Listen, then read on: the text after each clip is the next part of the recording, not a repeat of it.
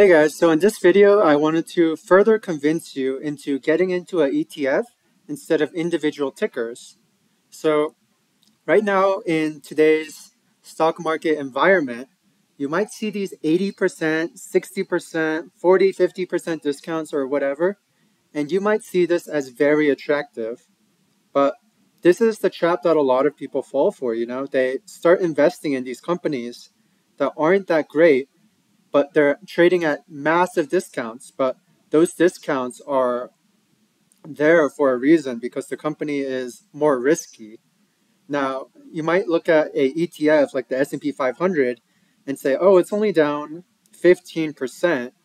So maybe, it's not that great of a deal, but that 15% doesn't come very often. It really only comes once in a blue moon. And if you miss it, you miss it.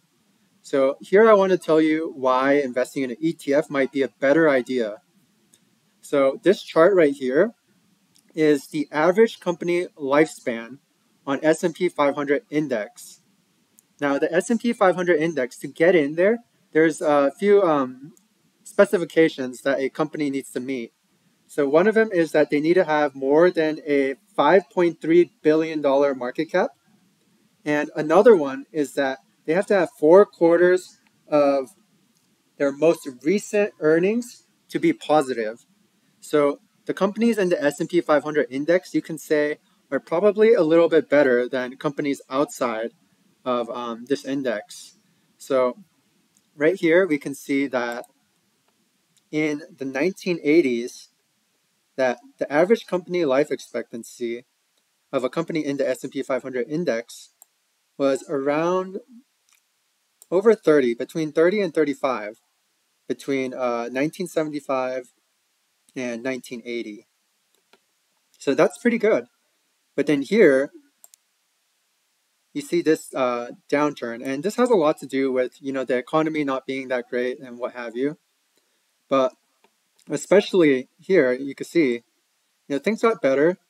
And then ever since we got in these 2000s, it's just been under 30, the average life expectancy. And this makes sense because think about technology. Think about all the things that we've done in the last few years. Now, technology is great, but technology also means that many companies are going to go out of business because they can't compete and they can't keep up. So, for example, let's say Apple comes up with a new iPhone.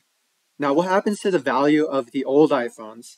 All of a sudden, they become trash. And then what happens to a lot of companies who have a great product and Apple just released a better product and their phones become trash?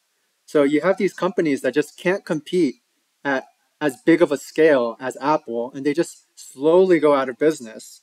So this happens in many different sectors, and companies' inventories actually lose value because technology has become so innovative that it's actually made old inventory basically obsolete.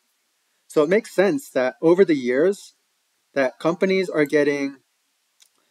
having a lower and lower life expectancy. So this brings the point, why would you want to invest in an individual company if right now here in 2022, the average life expectancy is around 17 to 18 years? To me, this means that investing in individual tickers has become a lot more risky than it has back here in the 80s. So in my opinion, I would want to own ETF because even if one company goes out of business, you're still investing in a basket of companies. So, it could absorb that shock. Whereas if you own these individual tickers and all of a sudden, they report bad earnings, then you say, oh, well, I think the next earnings will be better. And then it just continues to be bad earnings after bad earning after bad earning. And then the company valuation just goes significantly down. So this is basically what I have to say about ETFs. And if you're interested in what ETFs you should invest in, take a look at the description down below. I'll have a link to another video that shows the type of ETFs that I like to invest in. So I hope this video was helpful and have a great